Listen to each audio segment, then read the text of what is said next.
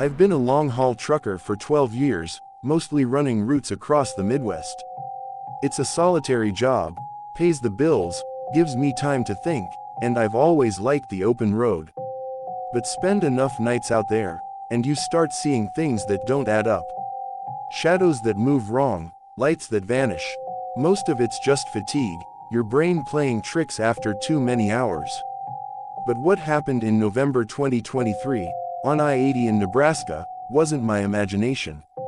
It's been eating at me ever since. It was around 2 a.m., hauling produce to Denver. The fog was thick, rolling over the highway like a blanket, swallowing my headlights. I-80's lonely on a clear night, but with visibility down to 20 feet, it felt like the world ended just beyond my hood. The CB radio was dead, no chatter, no static, just the rumble of my engine. I hadn't passed another rig in over an hour, and the isolation was starting to creep in. Then, my lights caught something, a guy standing on the shoulder, staring at my truck. Tall, lanky, in a dark jacket that hung loose, his face was pale, almost glowing in the fog. I slowed, thinking he might be stranded. You don't leave someone out there in that weather, right?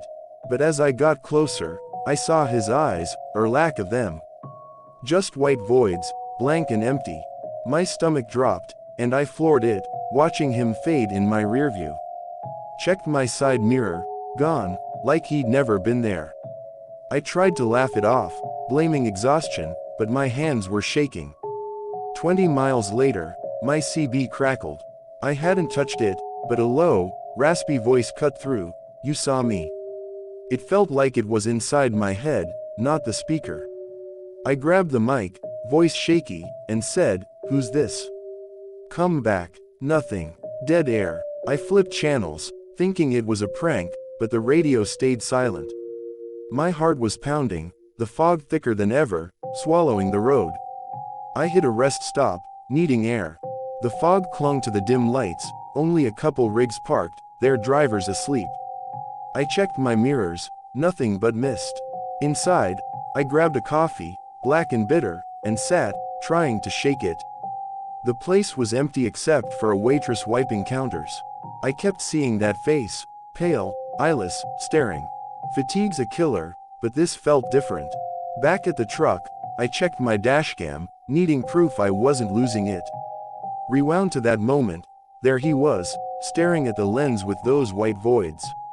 My breath caught, then the footage glitched, static flared, and when it cleared, he was behind my trailer, closer, like he'd moved in a blink. I rewound, same glitch, same figure, then gone. I deleted it, muttering about malfunctions, but I didn't believe it. I made it to Denver, dropped the load, and took a day off. Haven't driven I-80 at night since. Weeks later, cleaning my cab, I found an old road map under the passenger seat.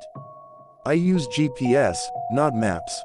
Unfolded it, my routes were marked, but a red circle sat around that spot in Nebraska.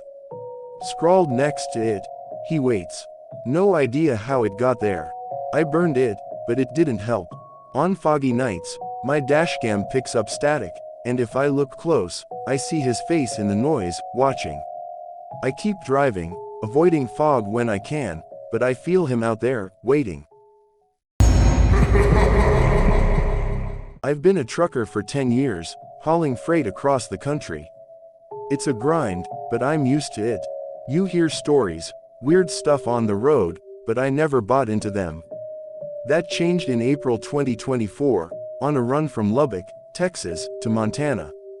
What happened with that load still keeps me up at night. I picked up a sealed trailer in Lubbock, standard job.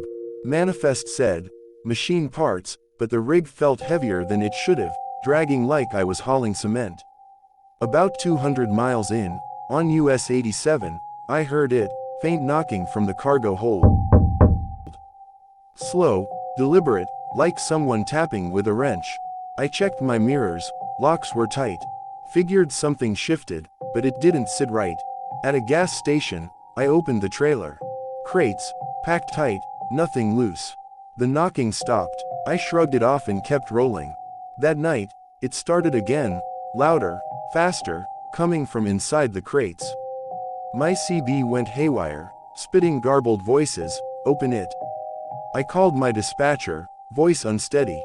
He swore it was just parts, nothing special. I tried to focus on the road, but the knocking grew frantic, like fists pounding wood. At a weigh station, the scale read triple my truck's weight. I checked the trailer, looked normal, crates untouched.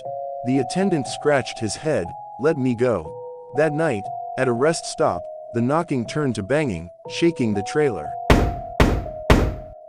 I grabbed a crowbar, ready to pry a crate open, but my hands froze. Something felt wrong, like if I opened it, I'd regret it.